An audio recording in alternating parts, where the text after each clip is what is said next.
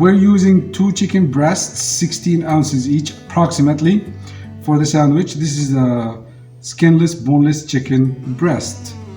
You know, this is too big for a sandwich, so we're gonna cut it down to where it's gonna fit onto the bun, just like the sandwiches from the store that we're gonna compare to and make it even better and more delicious. So the first thing we're gonna do is cut it in about, see, this part is thinner, this right here, this end is thinner than the top end. So we're gonna go and about, I would say about 2/3, and go cut it through. I forgot to mention, I use a special board for the chicken, special knife. We disinfect everything before and after, and we don't contaminate anything. I know I got stuck on that. Big word. On that word, it's not that hard. So, in order to butterfly this, we're not gonna just butterfly. We're gonna go all the way through. Just it's a cutlet, I would say. So we're gonna go ahead and slice through it with your palm on top. Go easy. Don't go fast. You know, even if your knife skills are the best, still be careful. Cut it. Go through it. Look how beautiful that is. We're gonna do the same thing on the other side, on the other part. This stuff right here, if you don't want it, take it out, but I don't care. We use every little piece. We're not doing it for show, we're doing it to eat. Same idea with the second part. Bottom half. There you go. Again, you got. Beautiful. Now, because this part is thicker than this part, see this? It's thin and nice, but this is thicker. So what are we gonna do? We're gonna get a Ziploc bag, take the chicken breasts, put them inside the Ziploc bag, Ziploc them. Don't forget that. You don't wanna spray your wife, your significant other, your boyfriend, your girlfriend. Make sure or your camera person. Or your camera person. With the flat side, don't use the spiked side, because we're not gonna Let me see the flat side. We're just gonna like this. This motion, you hammer and pull away from you. Just, you know, like this.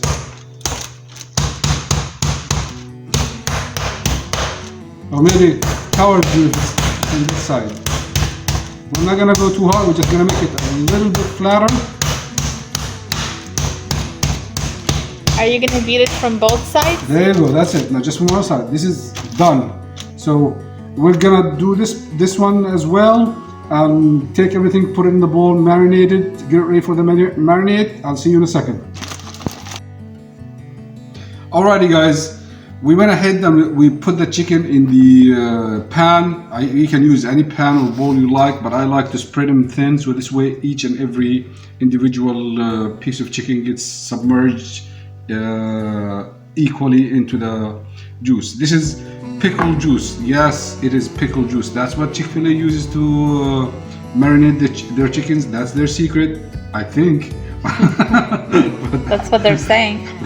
That's what I heard. I tried it. It tasted exactly like chicken fillet, but we're gonna do it again, and we're gonna go ahead and this is it's a sweet pickle.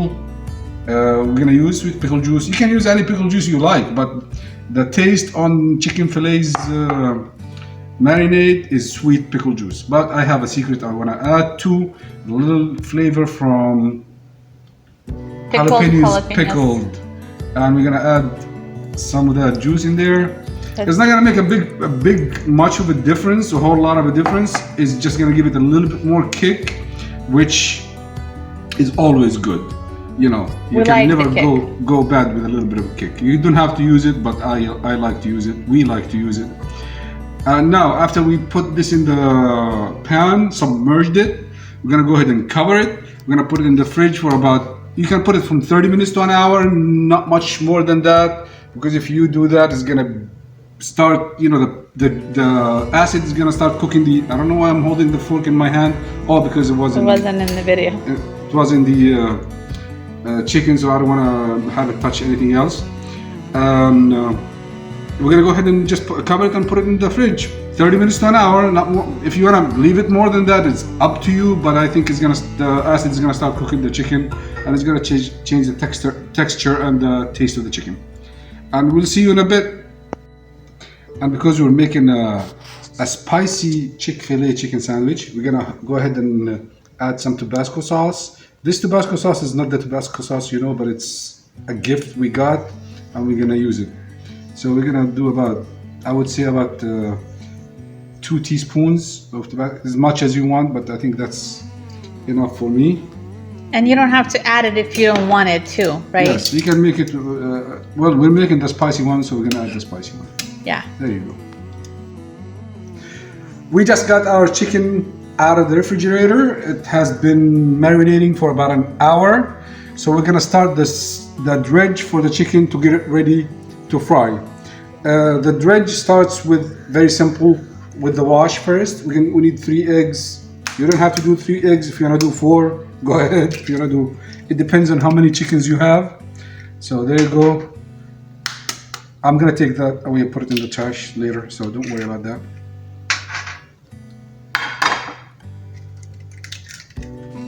Three eggs and 1 cup of milk. If you need more, you can always add more. If you want less, I don't know what you're gonna do when you need less. And we're gonna go ahead and whisk this, and make sure don't whisk it outside of the bowl or tray, whatever it is that you're using, because that's what I just did. We'll wipe it down. I'm following this, is not here she goes. And since we like our chicken spicy, we're gonna add about 1, 2, 3, 4, maybe about 15. two drops of hot Whoa, sauce. tiger. But you don't have to add that much, but we do like it spicy. And it is a spicy Chick Fil-A sandwich. And that's, just get it combined really well. And that's all you need for the wash. You don't need anything more. So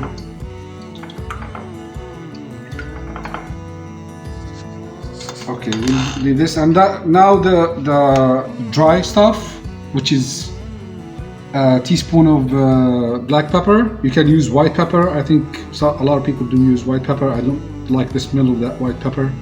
A teaspoon of salt, a teaspoon of paprika, 2 teaspoons of garlic powder, 1 teaspoon of basil leaves, 3 tablespoons of confectionery sugar, and this is an addition, usually it's not there, which is 2 tablespoons of cornstarch.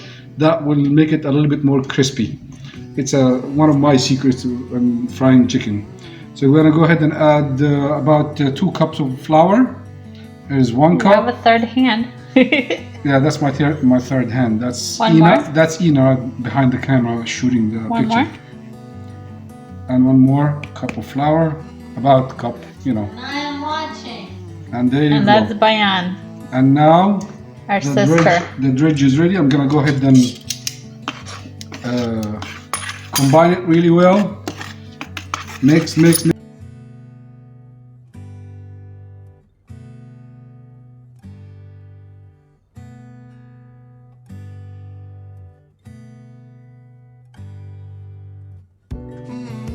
We take it out of the marinade. We're not gonna do a double dredge. It's just egg wash. Oops. And we're gonna use the wet hand, dry hand method. So make sure you go like this, and with your dry hand, put all the chicken on the flour on the chicken and make sure you press. You need to press this down because that's what is gonna make it crispy. And I'm gonna go ahead and get it out. Shake it off. Shake it off a little bit and put it on the sheet. We're gonna make it missing a little bit right here. Make sure you leave it on the rack for about 15-20 minutes before you fry it. It will make a big difference in how crispy the chicken is. So I don't know if I can wait 15 minutes. we'll be back with the rest of the chicken. Since we're making the Chick Fil-A sandwich today, or the copycat of the Chick Fil-A sandwich, because it's not a Chick Fil-A sandwich, it's something that tastes as good or even better than Chick Fil-A sandwich. However, when you buy the Chick Fil-A sandwich and you get the waffle fries, that I'm gonna make a fries, but not the waffle fries because I don't have the machine that cuts the fries in a waffle shape, and I don't know if there's any technique to do it by knife. However, we get the sauce. Sometimes when I buy the Chick Fil-A sandwich, I go back and order some more of that sauce because it's so good. And here's the sauce. There is the secret sauce, which is, well, it's not a secret. You know, just go to chickfila.com, look up the sauce, and you'll find it over there. So let's go ahead and give you the ingredients. We have 2 tablespoons of yellow mustard, 1/4 cup of barbecue sauce, any barbecue sauce. I have a store-bought barbecue sauce, it doesn't matter. 1/4 cup of honey. This honey is from California, from my father-in-law. He's a beekeeper. No honey I've ever tasted in my life tastes better than this honey. It's eucalyptus flower honey. It's eucalyptus. And this is a 1 tablespoon of Dijon mustard, a tablespoon of lemon juice. Don't ever use the lemon juice that comes out of the bottle. It doesn't taste good. And a 1/2 cup of mayonnaise, real mayonnaise. Don't use the bad stuff. And one day I'm gonna show you how to make real mayonnaise at home. What do you mean the bad stuff? You know that fake stuff, mayonnaise. So we're gonna go ahead and start.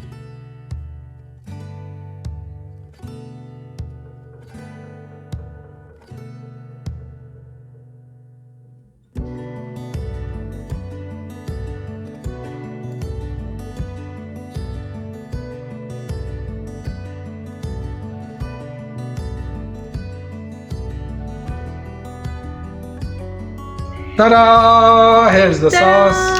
Ready, guys? I hope you like. Look at the color. It looks amazing. And let's give it a taste.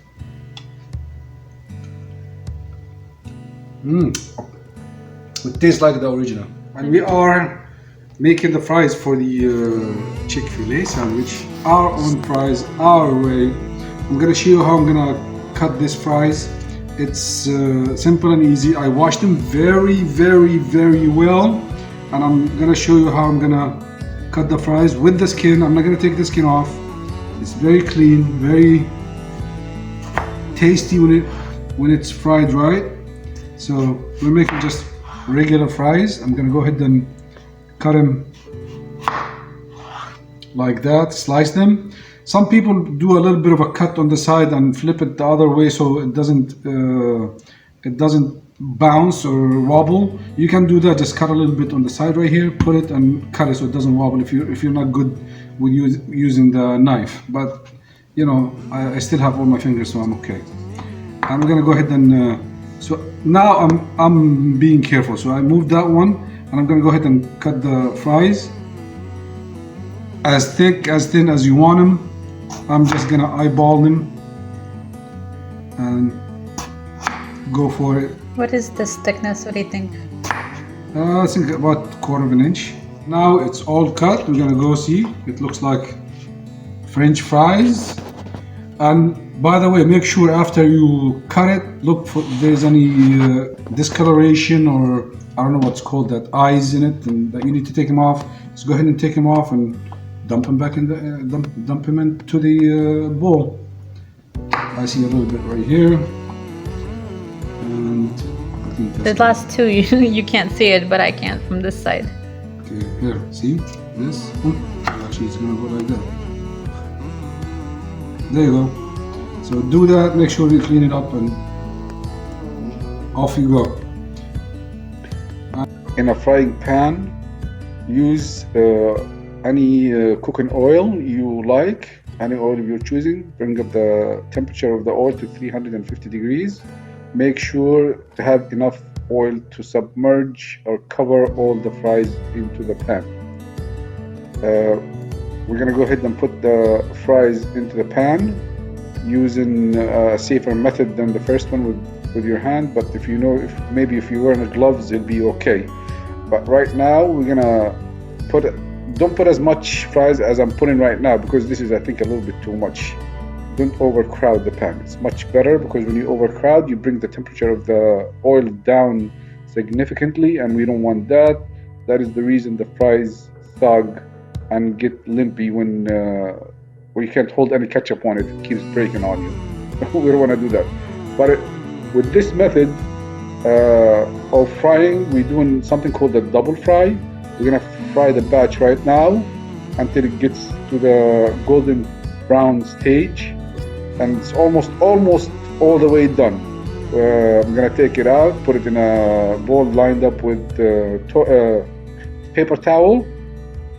We're using paper towel just to make sure that the oil drains into the paper towel and it sucks as much grease as possible for the next round of frying. And when you're done with the frying, when we're done with the frying, now the next step, we're gonna start frying the first batch of chicken. So we're gonna get the oil again heated up to 350 degrees.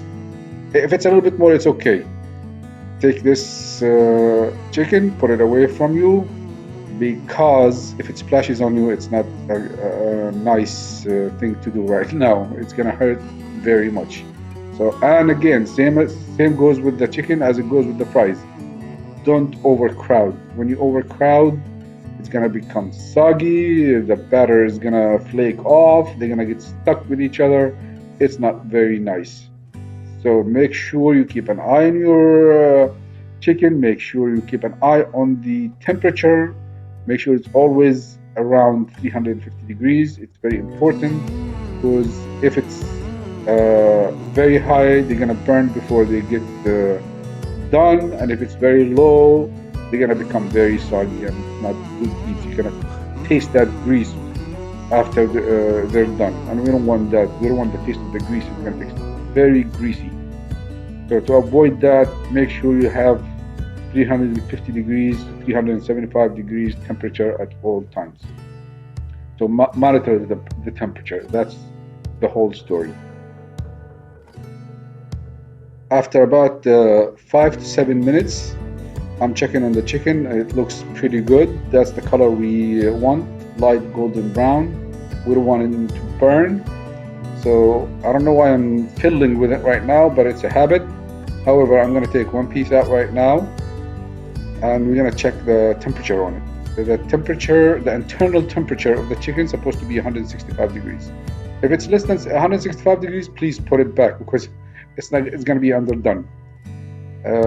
Here's my thermometer, and stick it into the, deep inside the chicken. Make sure you get a good area, and watch the temperature, 165. And as you can see right now, we got the 165. So that means we're gonna take the whole thing out of there. And now, after we finished with the chicken, we're gonna do the double fry. So here I go. There's the fries. I'm putting them back in a 375 degree oil. Yes, 375 degrees. We need high temperature oil to get that crispiness on the fries. Don't do what I'm doing right now. See, it's overcrowded and it's giving me a hard time. I can't even move the fries around. But I didn't have the patience nor the time to fry them on two batches, so I'm doing it at one time at and it just takes a lot of fiddling around to get it into the right temperature. But after about, I would say 10 minutes, it takes about 10, maybe more. Again, it depends on your pan, how thick or thin your fries are, and the kind of oil. All that stuff factors in. Just keep an eye on it. Make sure it turns another light brown, maybe a brown, and you can tell that when you look at it or when you touch it with the fork, knife, tongs, it's getting crispy. So we'll get back to you as soon as this is done.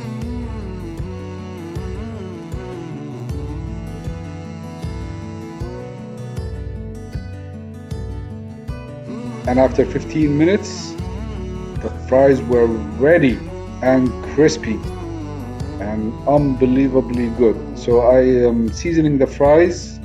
It's not a secret. I have salt, pepper, cayenne pepper, and paprika in there. Put as much as you like. And I'm gonna let you listen to the crispiness right now, because this is really...